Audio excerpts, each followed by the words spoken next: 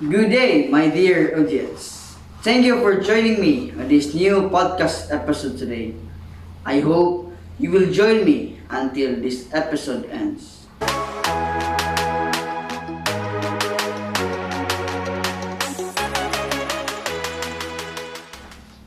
In this podcast episode, we are going to discuss one of the topics in our course, political philosophy, which is the science of justice by John Rawls. To give us some knowledge about this topic, I have here these three students coming from the Immaculate Heart of Mary Seminary, who will be joining us on this podcast episode today to give us some points about the science of justice by John Rawls. Our first guest, he is an outstanding student and a philosopher of Immaculate Heart of Mary Seminary. He is from Monte Suerte, Carmen, Bohol. He is already in the third year in the College of Philosophy. We have here Mr. Ryan Lagria. Hello, Mr. Balon. Hello, viewers. I'm thankful for joining this podcast episode. I hope that I could give you the right knowledge in today's discussion. Thank you so much, Mr. Ryan Lagria. The second guest is also a student of Immaculate Heart of Mary Seminary, a prominent thinker and a brilliant philosopher. He is from Balilihan, Bohol. We have here Mr. Ian Kenneth Takula. Good day, everyone. Good day, Mr. Balon. Maflattered man sa introduction. Thank you for having me here. Hope we'll have a fruitful discussion in this podcast episode. Thank you. Thank you so much, Mr. Ian Kenneth Takula.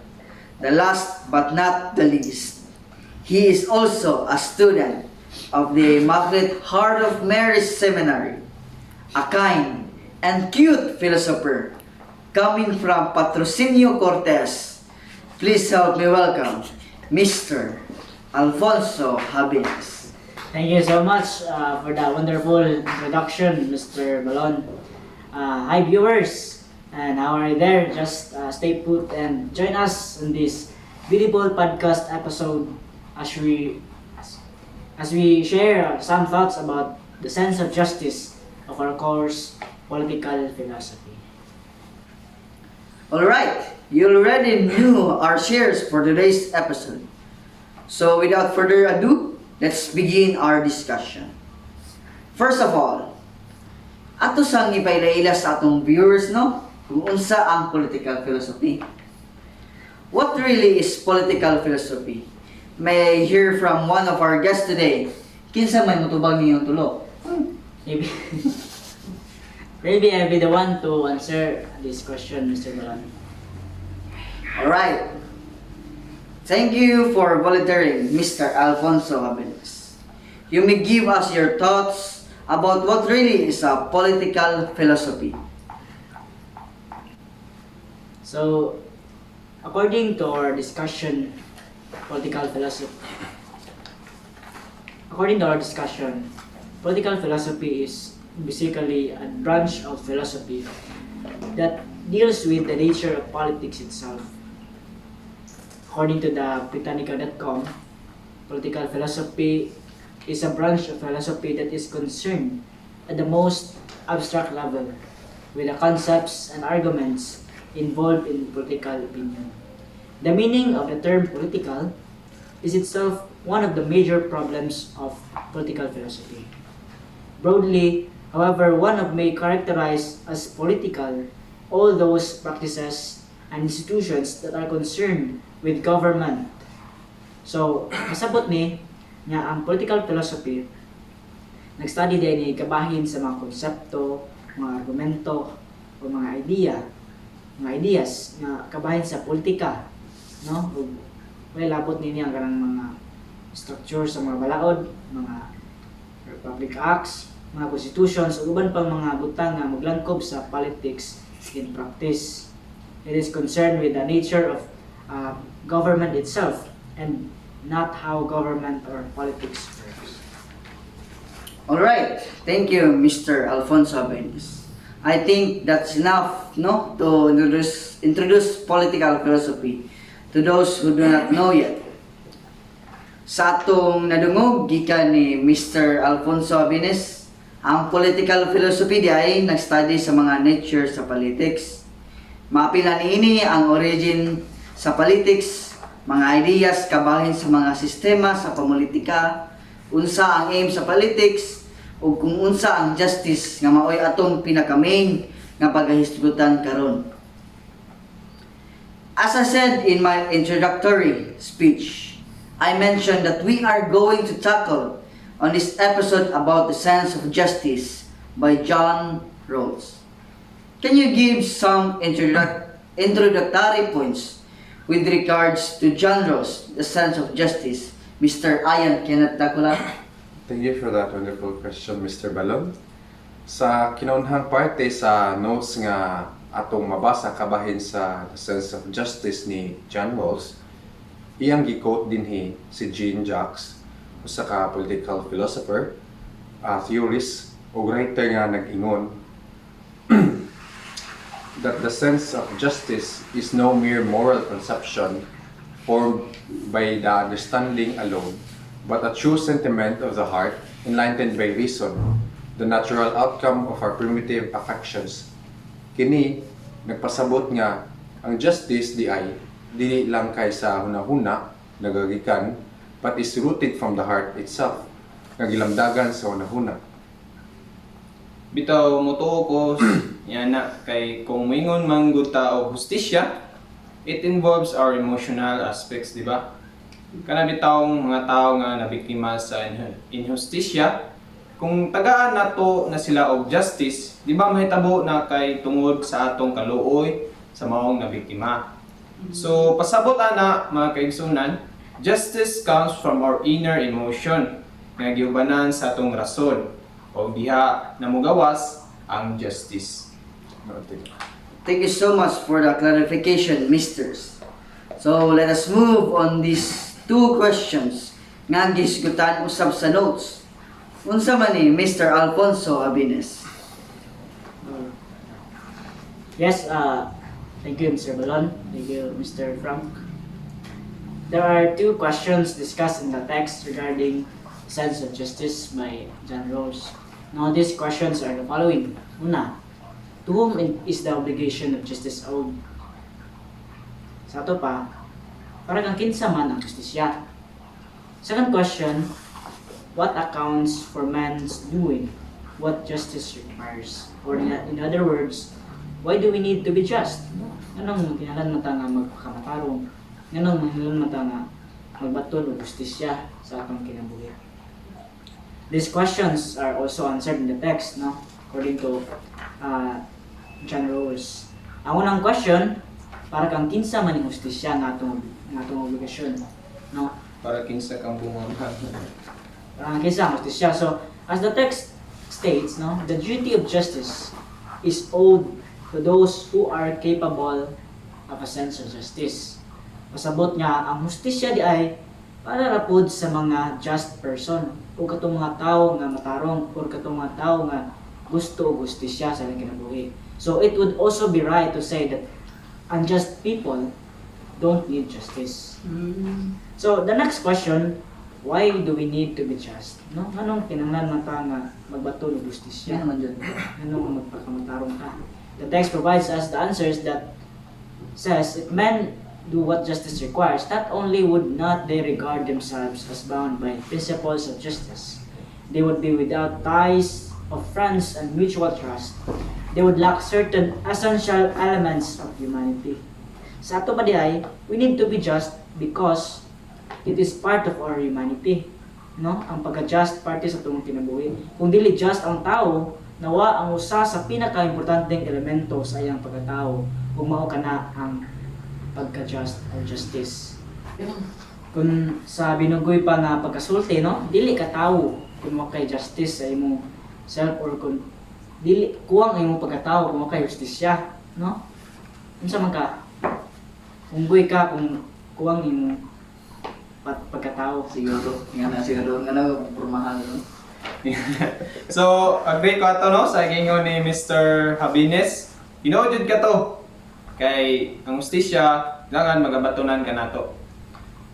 Si John Rawls no, usab mipuno sa pagingon no, sama sa tong mabasa sa text nga ang sense of justice daw is immanent. It means that this thing kay mapasa sa tanang tao ug sa tanang henerasyon. Sa ato pa, ang justice daan pa lang sa una hangtod karon. Naalang gihapon kay tungod lagi kay ang justice is innate sa humanity o immanent sad ni sa tanang tao regardless of class, ethnicity, and status. Bisan kinsang mga tao naagayod ang justice. Wow, that's a wonderful answers. Thank you so much, Mr. Alfonso Mabines and Mr. Ryan Lagria. So, ano na sa tani questions of justice and fairness? Mr. Ian Kenneth Tagula, can you share to us about these things? Alright, so according to the text, questions of justice and fairness arise when free persons who have no authority over one another are participating in their common institutions and among themselves settling or acknowledging the rules which define them and which determine the resulting shares in their benefits and burdens. An institution is just or fair then when it satisfies the principles which those who participate in it could propose to one another for the mutual acceptance from an original position of equal liberty. So kini nagpasabot nga diha na mugawas ang mga pangutana kabahin sa justice o fairness kung ang usa ka institution contains individuals that are void of superiority among each other. So sa ato pa, kung sa komunidad, patas ang tanang tawo, mutumaw gyud ang mga pangutana kung unsaon nga ma-practice ang justice and fairness kung walay usa nila nga mulabaw ug maoy mo manage sa mupahiluna sa maong justice ug sa fairness. Ug mauna nga sigon sa last part sa atong statement nga ang usa ka institution is just or fair kung naa ning gitawag og mutual acceptance sa usag-usa ug patas nga kagawasan sa usag-usa. Kadto. Wow, thanks, Mr. Ian Kenneth Tagula. May I ask, Mr. Ryan Lagria, unsa ning gisgutan ni John Rawls kabahin sa concept of justice? Okay, Mr. Balon, no? Ang giingon sa text that there are two principles associated with the concept of justice. Ano to? These are the following, no? Equal liberty and difference principle. Kung ingon kag equal liberty would mean that each person participating in it or affected by it has an equal right. So to the most extensive liberty compatible with the like liberty for all. Kini nagpasabot nga usa sa mga prinsipyo sa justice mao ang patas nga kagawasan sa tanan. Ikaduha mao ang difference principle. It would mean that inequalities as defined and permitted by the pattern of distribution of rights and duties are arbitrary unless it is reasonable to expect that they will work out for everyone's advantage, and provided that the positions and offices to which they attach or from which they may be gained are open to all. Wow, thanks a lot, Mr. Ryan Lagria. In the text, John Rawls mentioned morality. I'm pretty sure Mr. Alfonso Mabines could give us some thoughts about it. I'll try, Mr. Balon. Yes, no, John Rawls mentions morality in the text, no? According to him, a person who has a morality not only accepts general interest as well as those of others, but these principles must sustain certain specific restrictions. Among rational persons, a morality without certain familiar principles of justice is impossible. It means that a moral person is those who is not selfish, those who care and mind with the general interest or the common good. Also, a moral person, according to Rawls, should also possess the principles of justice because if he or she should not, then his or her morality is impossible. Sabot niini, magkuy gayud ang mga principles of being a moral person o ang mga principles of being just. Thank you so much for sharing, Mr. Alfonso Abenes. Now, let's talk about the fundamental dimensions of the sense of justice. Diha sa teksto, si Rawls miingon nga ang sense of justice daw posible nga gagikan sa atong gitawag og primitive natural attitudes. Pasabot nini sama sa gipambit ni Alfonso Abenes kaganina nga ang sense of justice posible nga gikan sa atong tawhanon nga kinaiya. Ug mao kini ang gitawag ni Rawls nga psychological construction. O, tinuod ka na, Mr. Balon, no? Salamat. O, giingon sa ni Rawls nga ang psychological construction adunay tulo ka parte nga nagrepresenta sa tulo ka porma sa guilt feeling. Kini mao ang una, authority guilt, kaduha, association guilt, ikatulo ang principle guilt. So, ang kaming tulo, among i-explain sa tagsa ning mga klase sa guilt. So, ako na ang authority guilt, no? Kini nga guilt atong makita ni diha sa relationship between sa parents or sa mga anak, no? So, nagalita ni. There are different points with regard to this to authority guilt. No, kini nga puntuhan akong pag-iston karon. Una, an institutional situation in which certain persons are subject to the general precepts or the particular injunction of others. Pasabot niini nga diha sa usa ka institution sama sa usa ka pamilya adunay mga balaod nga para sa tanan, no? Or general rules nga kinahanglan gyud sundon sa matag usa. No? Sama din sa seminaryo natay lagda sa pamuyo nga tong sundon bitaw sa matag usa. So ikaduha, assume that those subject the children love, trust and have faith in those in authority, the parents. Kini nagpasabot nga ang mga ginsakupan ng mga children sa usa ka pamilya adunay gugma pagsalig ug pagtuo sa naa sa awtoridad nga mao ang parents. No? Nga na usab ang ideal nga concept of justice diha sa state. Nga kita may gumata sud sa mga balaod dito sa mga authority. Ang katulong nga punto about sa authority guilt is stated in the text that says, suppose also that those subjects are not in a position to question the general precepts or particular injunctions which they are expected to obey, either because they do not have sufficient knowledge and understanding or because they lack the concept of justification, both being their case with children. Fourth point is that suppose further to avoid needless complications that the precepts and injunctions given are reasonable, so that the attitudes of love, trust, and faith are not misplaced. It means that to retain the love, trust, and faith of the people within the state to the authorities, there should be peaceful and passive acceptance of the precepts given by the authorities.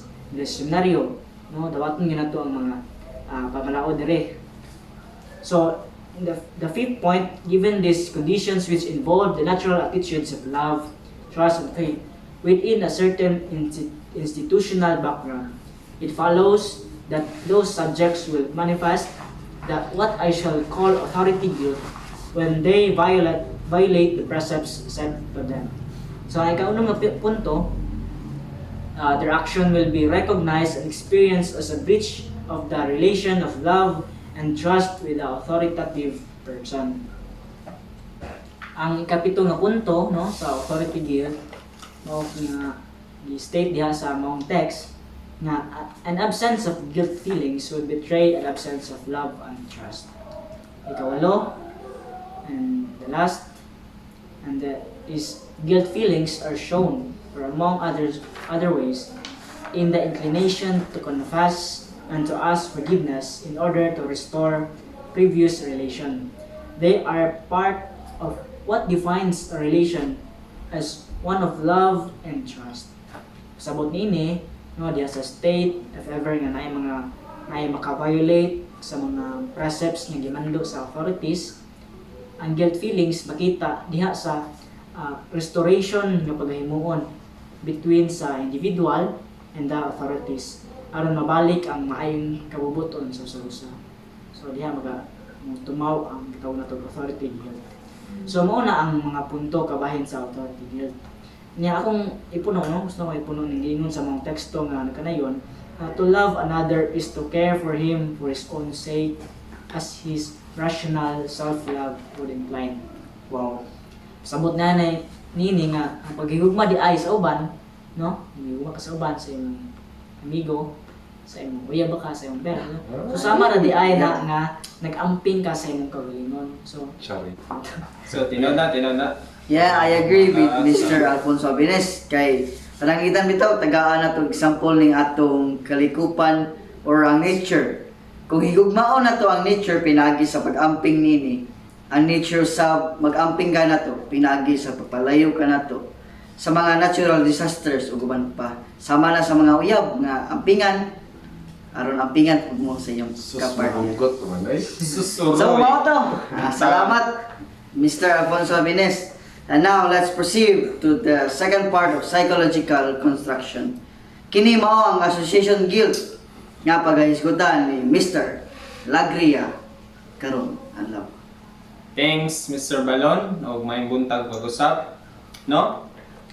Sa puno sa discussion no about sa justice fairness, no? An association of guilt, it involves the participation in a joint activity of those who regards themselves as the associates.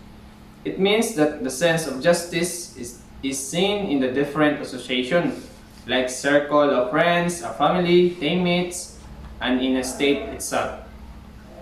There are its points, no? First, as in games, for example, as a form of cooperation and association. Sa example na nako ganina nga ang association guild pwede nato makita diya sa atong mga teammates kung naapil man ganita o game association. Ang ikaduha, it is known to all participants that the rules defining the scheme of cooperation do in fact satisfy the two principles of justice, that the derivation of this principle is understood. Ang ikatulo, so if a participants in a joint enterprise regularly act with a vetted intention in accordance with their duty of fair play, they will tend to acquire ties of friendship and mutual trust.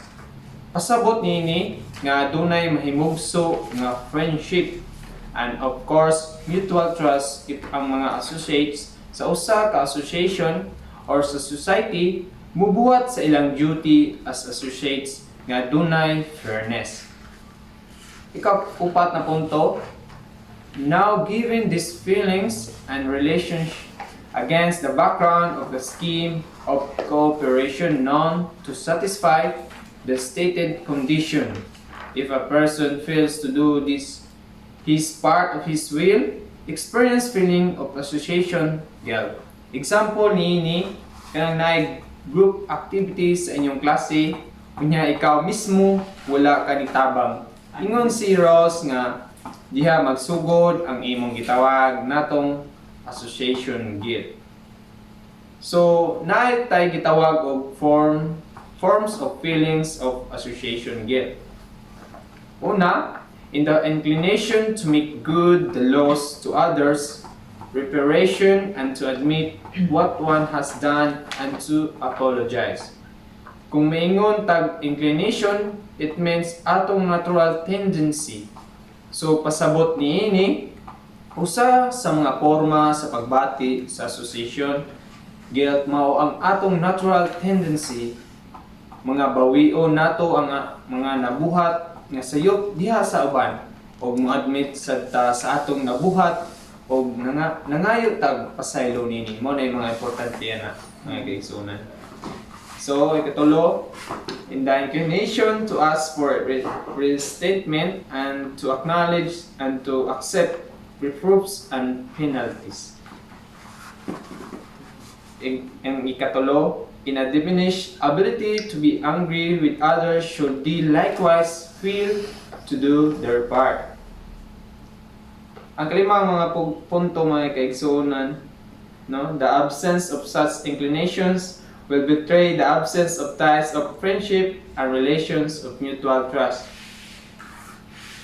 Ang kaunom, if there are ties of friendship and mutual trust, there exists these various inhibition and reaction to feigning to do one's part. So diha sa atong pagkigrelasyon sa atong mga kauban, isip mga higala, mga teammates o isip lumulupyo sa usa ka komunidad, ipasabot nini mong puntuha nga dunay gayoy nagpanagbangi o conflict tungod kay usahay mahitabo na mapalya ka sa imong responsibilidad isip associates. Si Rawls niingon sad nga suppose that this nonchalant character of breaking the rules of association now obtains a universal approval and tolerance by all members. The foundation of group success and sustenance become unstable. Therefore, it is less advantageous to oneself to break the laws of the association in the sense that if he finds everyone to be doing the same, then no appropriate judgment can now be passed onto the culprits, because of which the institution will come to a point of collapse. So apparently, Thomas Hobbes pretty much anticipated this reading a long time ago. The problem that eventually spurs institutional arrangement is immanent. It is not in the structures of the institution itself, but in the psychological framework of those participating in the institutional game. Egoism is the key of the collapse, and the non-regulation of it through the fulfillment of reasonable duties lead to a disintegration of institutional structures. Rawls stated, Hobbes seems to have been the first to place the problem of such unstable situation at the center of the question of political obligation. One way of interpreting the Hobbesian sovereign is as an agency added to a stable system of cooperation in such a way that it is no longer to anyone's advantage to not do his part, given that others will do theirs by keeping watch and enforcing sanctions.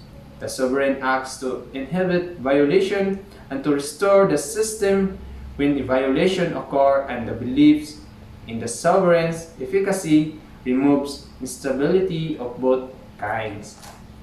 Ang kapito na punto maigsoon ng now relationship of friendship and mutual trust have a similar effect. So that could be all for the association guilt. I hope you have learned from it. Thank you. Wow, that's a wonderful answers. All right. Thank you so much, Mr. Ryan Lagria.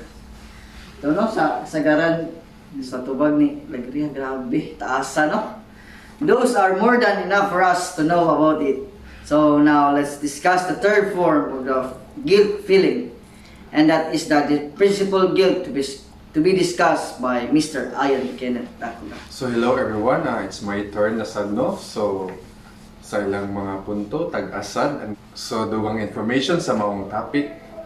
So on principal guilt, it simply states that it is a guilt feeling connected with the acceptance of the principle of justice. Pasabot nga ang mga principles of justice mo hinungdan sa mga guilt feeling nga masinati sa usa ka membro sa estado. As noted, principal guilt is one that proceeds from an absolute understanding of what it means to be part of an institution or system that functions well in terms of both facilitating the distribution of benefits and successful in the preservation of those crucial principles of distribution. Anyone who can feel this efficiency understand very well that he is within the domain of justice. The said sense is too obvious to undermine. Because of this, one feels the obligation to do his part and not frustrate the reasonable framework beneath which he enjoys both protection and preservation of individual freedom. And let me quote, principal guilt is a guilt proper, proper. Another quote, a complete moral feeling. And katulo is a system in which each person has and is known by everyone to have. A sense of justice is inherently stable. Other things being equal, the forces making for its stability increases as time passes by. So, I think maura to Mr. Balon. So- May kadugang. Thank you so much, Mr. Ian Kenneth Nakula. For the viewers, sa atong nadunggan no, sa nilang tulo, ang first kay about sa authority guilt, kaduha ang association guilt, ug ikatulo ang principal guilt. Sa akong nadunggan gino nga ang authority guilt kay abot mag-love kasagaran. Love. Sa association guilt no to? Nakasaw sa ka association ito. Association. Ma-feeling mo ang Involved. ma-feeling mo ng association guilt kung nakasaw sa ka association, for example, sa usa ka family, sa usa ka team.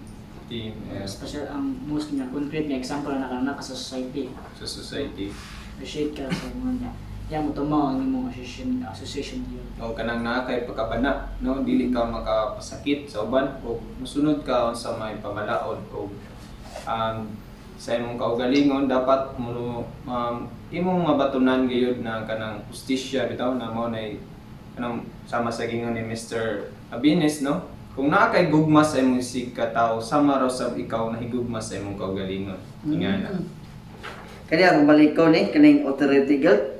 Kaya murag abahin ni Glove mo gud sa So, kaning authority guilt mo god kanang usa na siya ka guilt na nga sinati na sa usa ka tawo no ngadto sa iyang superior sa authority. For example, kita nasa usa ka komunidad or sa punta sa seminaryo. Kita makabati ta guilt no ngadto sa atong mga formators. Bitaw na yung Kung mga natay ano sila ma-violate na to ang mga balaod sa seminaryo, no, diha magawas ang atong gitawag authority guilt. kung iyan na to i-relate na to sa mga viewers nga nasa gawas. Unsa man yung pag-explain? Kuan po diha pud sa kuan, simple nga diha sa komunidad, diha sa atong gobyerno, no? Ang otoridad na sila yung authority nga sila may manage sa maong kalihukan diha sa atong estado nya. Ang mga katawhan no, na sila pagsalig, na sila gugma. Kung may gugma sila sa makita na to ang gugma sa usa ka lumulupyo sa maong estado no, kay musunod ta sa mga balaod. Kung di ka musunod ng balaod no, mahimo kang rebelde. Kana mga rebelde, pag matawag na sila nga sila authority guilt kay di sila mo tahon sa mong otoridad. Gusto nila kagalingon niya pamalaod. Maybe po na ng authority guilt, no, na po yung mga different factors nga makapa-trigger po nila. For instance, ang mga matakabaw ng mga terrorists, naka-experience sila ng mga abuses. So, sagot sa mga nakaingon. For example po, kanang mga dato, di ba? Kung makasaan sila, for example, katong naligsan nga traffic enforcers. o kana. Di ba, murag, ang authority guilt is more, very broad o atong discussion nga kuan kay wala yung magdepende po na sa unsang environment o unsay imong status sa imong kinabuhi kay Bitaw. kung ikaw pobre dagdaogon man ka Sakto din. itong traffic enforcer ligsan niya Murag na ba dili equal gyud ang nasa Pilipinas.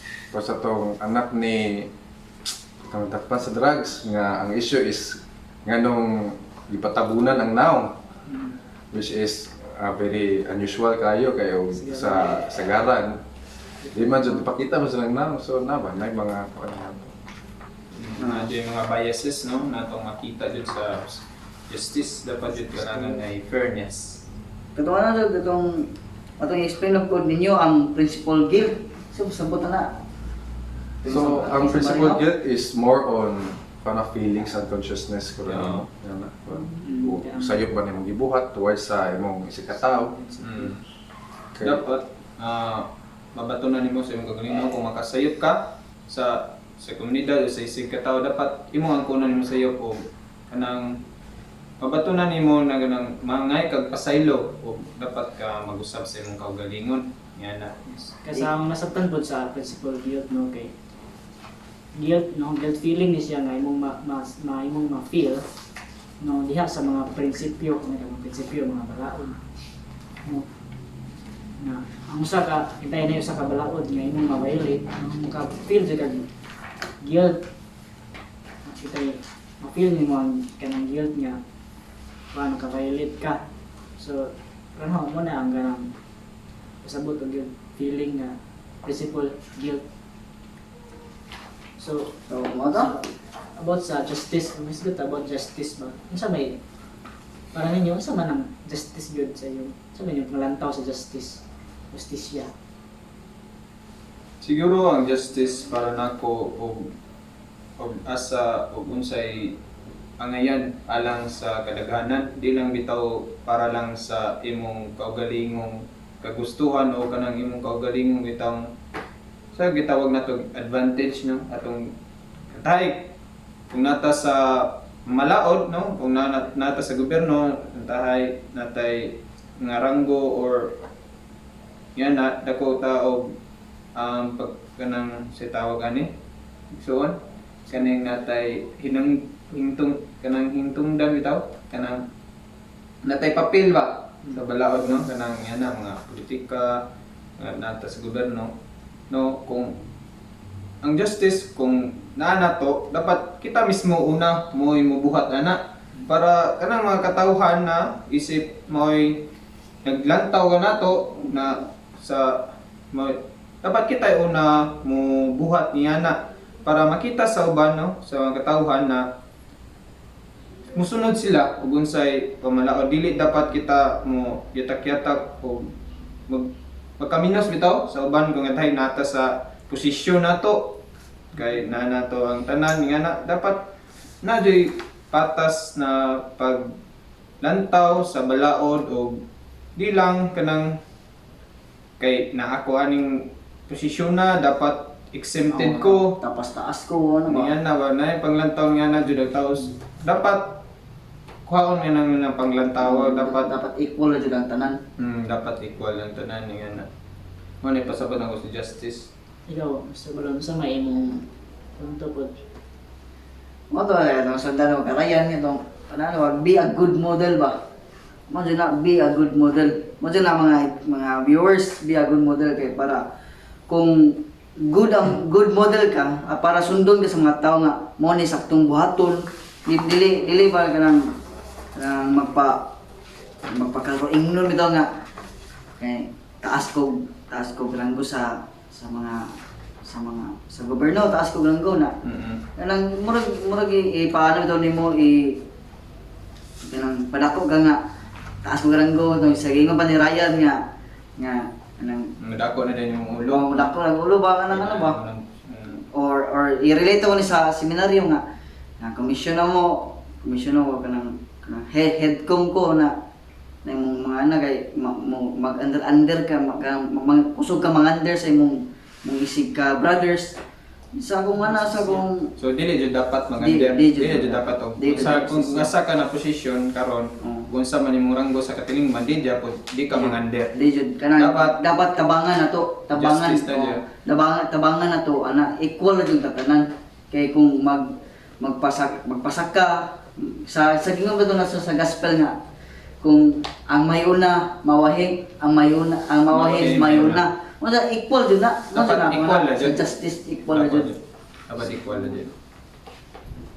Ikaw, Mr. Pero sa akong part, medyo corrupted naman kaya akong minded bahin ng justice kay para na ako kung justice lisod medyo idealistic lagi ito mingon tawag ka ng perfect nga dapat fairness kay as we can see sa atong reality karon nga Bitaw. lisod naman sa di-achieve ng fairness kay Bitaw. ang justice is para naman sa mga huhas di authority nga murag self-interest ra ba nga na kay para nato maglisod man tag-achieve daghan na kayo tag mga isyu ni nga lisod i-achieve anang justice. For instance authority nga tong isyu nga bago karon nga ngano kuno ang mga ranggo sa ubos-ubos nga army mura lagi himura og mga katabang sa mga general. So nga na ba asa man ang justice nga even sa mga dagkong mga authority galisod po sila achieve sa fairness kay mo lagi na makaon po ta sa sistema sa atong kuan kay mga abuses mo nang usap na cause ng mga kuan og mga terrorist So, nga mga rebelde. so sa tawhanon no, di jud mawala na sa tong kaugalingon no na ay superiority ba na nauna ko ani na kuana ning kursuha or ninganing rangguha dapat kanang sunod-sunod na ko mutaho jud di jud mawa niya na bitaw dapat kanang mentalidad na naansaon ka na nato no pagsabot na kita equal na ba no lisod kay ingon pa ni Father Tol na ang equality kuan di jud nara sa libro dili na-exist sa katilingban. Yun ba? According to ano no? Father Tol. Justice yung ideal sa mga tao ng justice. Ingat na. Sunod sa may